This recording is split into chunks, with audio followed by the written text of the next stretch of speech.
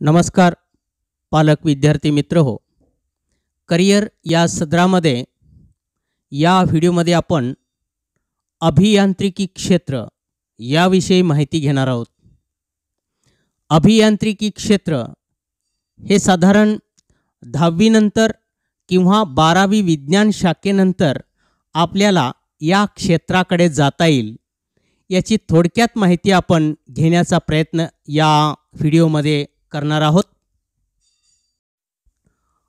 अभियांत्रिकी किंवा इंजिनिअरिंग म्हणजे काय थोडक्यात त्याची व्याख्या आपण थोडक्यात पाहू. वैज्ञानिक, आर्थिक, सामाजिक व प्रत्यक्षातील ज्ञान मिळवण्याच्या व वापरण्याच्या कौशल्यांना, व्यवसायांना आणि शास्त्रांना अभियांत्रिकी असे म्हणतात. सामान्यपणे विज्ञानाच्या प्रत्यक्षातल्या उपयोगाला अभियांत्रिकी म्हटले जाते. बांधकामे, यंत्रे, उपकरणे, पदार्थ प्रणाली व प्रक्रिया यांचे आराखडे व निर्मिती करणे ही अभियांत्रिकीची प्रमुख कार्ये आहेत. यासाठी गणिताचा आणि भौतिकशास्त्र, रसायनशास्त्र यासारख्या विविध विज्ञानांचा उपयोग होतो. यातील पदवीधरांना अभियंता असे म्हणतात. पूर्वीच्या काळात डॉक्टर, अभियंता, वकील या मोजक्या काही क्षेत्रात करिअर केले की समाजात प्रतिष्ठा प्राप्त होत असे. उच्च शिक्षण घेणारे फार तुरळक विद्यार्थी असत. आत्ता मात्र बदलती जीवनशैली, जागतिकीकरण आणि उच्च शिक्षण तंत्रज्ञानामुळे आज विविध क्षेत्रात अभियंता म्हणून करिअर करण्याची संधी मोठ्या प्रमाणात उपलब्ध झाली आहे. सर्वात जास्त उत्पन्न मिळवण्याचे क्षेत्र म्हणून अभियांत्रिकी क्षेत्राची ओळख आहे. 10वी किंवा 12वी नंतर तुम्ही कोणत्याही क्षेत्रातील अभियांत्रिकी शिक्षणक्रमासाठी प्रवेश घेऊ शकता. अभियांत्रिकी क्षेत्रात करिअर करावयाचे असल्यास अभियंता म्हणून विविध विषयात कौशल्य प्राप्त करणे आवश्यक आहे. उदाहरणार्थ mechanical, electrical, electronic, chemical, biomedical इत्यादी विविध क्षेत्रात रचनात्मक काम करणे, मोठ्या आराखड्याची योजना करणे, उत्पादन किंवा यंत्रांची तपासणी आणि देखभाल तसेच अवजारे, मशीन्स वापरणे, त्यांची रचना, आराखडा, देखभाल इत्यादी कामांची जबाबदारी पार पाडावयाची असते. अभियांत्रिकी पदवीसाठी प्रवेश घ्यावयाचा असल्यास JEE सामायिक अभियांत्रिकी प्रवेश परीक्षा उत्तीर्ण होणे आवश्यक असते. 10वी किंवा 12वी नंतर तुम्ही अभियांत्रिकी अभ्यासक्रमासाठी प्रवेश घेऊ शकता. मास्टर इन टेक्नॉलॉजी म्हणजे MTech हा पदव्युत्तर पदवी शिक्षणक्रम 2 वर्षाचा असून BE किंवा BTech किंवा MSc उत्तीर्ण असणे आवश्यक आहे. डिप्लोमा इन मेकॅनिकल इंजिनिअरिंग हा 3 वर्षाचा शिक्षणक्रम असून 10वी नंतर तुम्ही यास प्रवेश घेऊ शकता. डिप्लोमा इन इंजिनिअरिंग 10वी नंतर किंवा PCM असल्यास म्हणजे A ग्रुप असल्यास द्वितीय वर्षास प्रवेश मिळू शकतो. हा 3 वर्षाचा अभ्यासक्रम आहे. सिव्हिल इंजिनिअरिंगच्या पदवीस प्रवेश घ्यावयाचा असल्यास 12वी PCM असणे आवश्यक आहे. हा 4 वर्षाचा पूर्णवेळ शिक्षणक्रम आहे.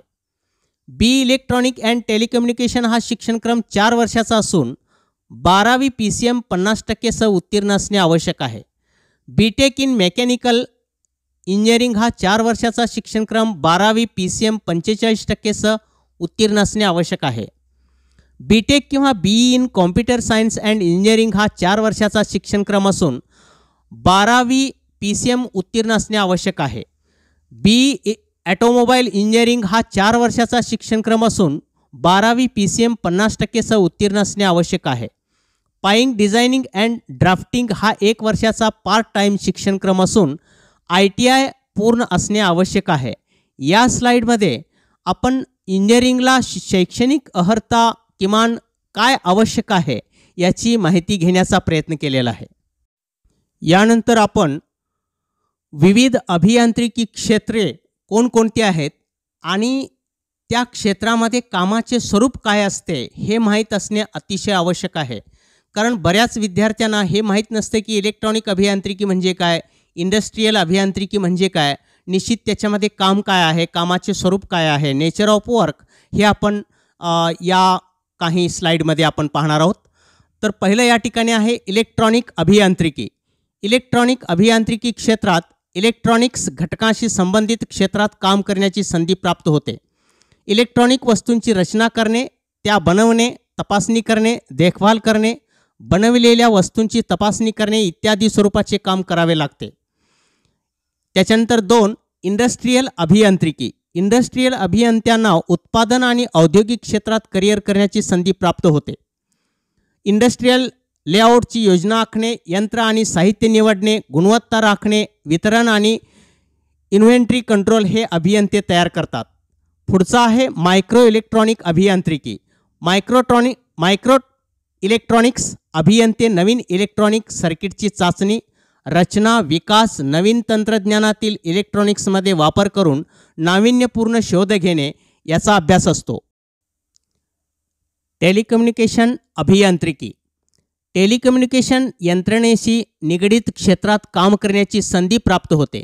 उदाहरणार्थ केबल, रेडिओ, सॅटेलाईट, संवाद माध्यमे, टीव्ही, रडार, नेव्हिगेशनल कम्युनिकेशन यंत्रे, सर्व प्रकारची माहिती आणि प्रसार संदर्भातील क्षेत्रात काम करण्याची संधी प्राप्त होते. यांत्रिक अभियांत्रिकी म्हणजे मेकॅनिकल इंजिनिअरिंग. यांत्रिक अभियंतेत यंत्र, घटक, यंत्रसामग्री, उत्पादन यंत्रणा आणि प्रक्रिया, थर्मल पॉवर स्टेशन, सौर ऊर्जा, वातानुकूलन आणि रेफ्रिजरेशन आणि औद्योगिक अभियांत्रिकी यांचे घटक त्यांचे डिझाईन करणे, ऑपरेट आणि देखभाल करण्याची जबाबदारी पार पाडावी लागते. पुढचा आहे इलेक्ट्रिकल अभियांत्रिकी. इलेक्ट्रिकल अभियंते विद्युत निर्मिती, वितरण, वीज नियंत्रण आणि इन्स्ट्रुमेशनचा वापर ज्या औद्योगिक क्षेत्रात होतो तेथे अभियंते कार्यरत असतात. त्याचबरोबर इमारतीमध्ये जनरेटर, ट्रान्सफॉर्मर, लाइटिंग आणि वायरिंग यासारख्या विजेची निर्मिती आणि वितरणासाठी ते उपकरणासह कार्य करतात. ऑटोमोबाईल्स, एअरक्राफ्ट आणि सर्व प्रकारचे मोटराइज्ड वाहने आणि उपकरणे यासाठी आवश्यक असलेली इलेक्ट्रिक मोटर्स यंत्रणा तयार करतात.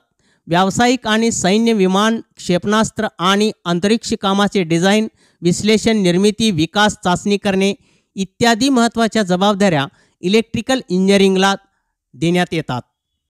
पुढचं क्षेत्र आहे ऑटोमोबाईल अभियांत्रिकी. ऑटोमोबाईल इंजिनियर्स ऑटोमोबाईलची रचना, विकास, दुरुस्ती व उत्पादन यांच्याशी संबंधित कार्य करतात. ते ऑटोमोबाईल डिझायनर म्हणूनही कार्य करतात. विविध राष्ट्रीय आणि आंतरराष्ट्रीय कंपन्यांमध्ये इंजिनियर म्हणून काम करू शकतात.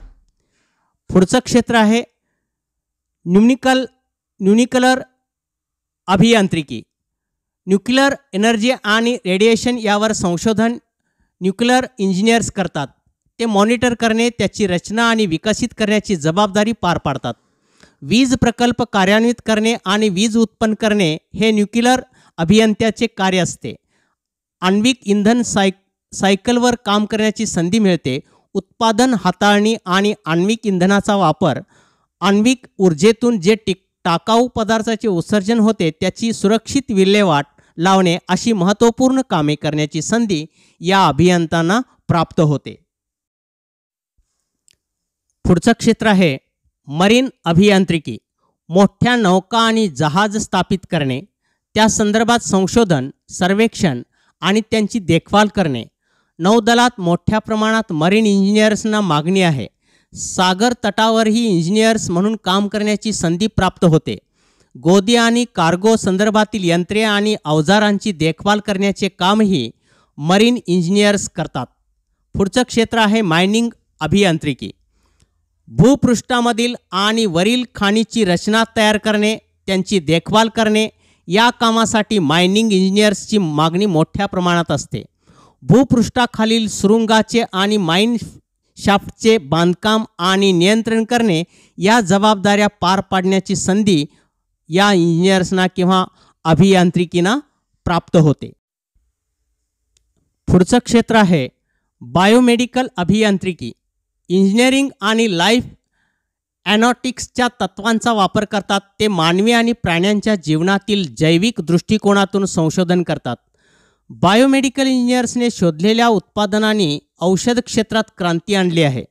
कृत्रिम अवयव, कृत्रिम अंग, कृत्रिम अवयव आहेत. शल्यक्रियेमध्ये लेझर्सचा वापर अशा विविध क्षेत्रात मोठ्या संधी त्यांना उपलब्ध आहेत. पुढचं क्षेत्र आहे केमिकल अभियांत्रिकी. रसायन निर्मितीतील समस्यांचे निराकरण करण्यासाठी रसायनशास्त्र आणि अभियांत्रिकीचे सिद्धांत एकत्र करतात. राष्ट्रीय आणि आंतरराष्ट्रीय स्तरावर वैद्यकीय क्षेत्रात आणि औषध निर्मिती कंपन्यांमध्ये केमिकल इंजिनियर्सना करिअर करण्याची चांगली संधी उपलब्ध आहे. रासायनिक अभियंत्यांना भौतिक आणि रासायनिक बदलांपासून निर्माण होणारी उपकरणे, वनस्पती आणि कामांचे डिझाईन, पर्यवेक्षण, बांधकाम, स्थापना व ऑपरेशन यांच्याशी संबंधित कामे करण्याची संधी या इंजिनियर्सना प्राप्त होते. पुढचं क्षेत्र आहे संगणक अभियंते. संगणक अभियंत्यांना संगणकाशी निगडित हार्डवेअर डिझाईन, सॉफ्टवेअर तयार करणे, त्यांची देखभाल इत्यादी क्षेत्रात काम करण्याची संधी प्राप्त होते. वाढत्या तंत्रज्ञानामुळे संगणकाशी संबंधित विविध क्षेत्रात त्यांना करिअर करण्याची संधी प्राप्त होते. पुढचं आणि शेवटचं क्षेत्र आहे पर्यावरणीय अभियंते. हवा, पाणी आणि जमीन यांची गुणवत्ता राखण्यासंदर्भातील कामे करण्याची संधी पर्यावरणीय अभियंत्यास प्राप्त होते. या क्षेत्रात समुद्राच्या तळापासून ते अवकाशातील वायूंच्या विविध थरांचा अभ्यास आणि त्यासाठी काम करण्याची संधी प्राप्त होते. अतिशय विस्तृत असे क्षेत्र असून इथे करिअर करण्याच्या भरपूर संधी उपलब्ध आहेत. यासाठी पर्यावरणीय अभियंते सध्याच्या परिस्थितीमध्ये अतिशय कमी आहेत, तर या क्षेत्रामध्ये भरपूर करिअर करण्याच्या भरपूर संधीही आहेत. याचाही विचार विद्यार्थ्यांनी करावा.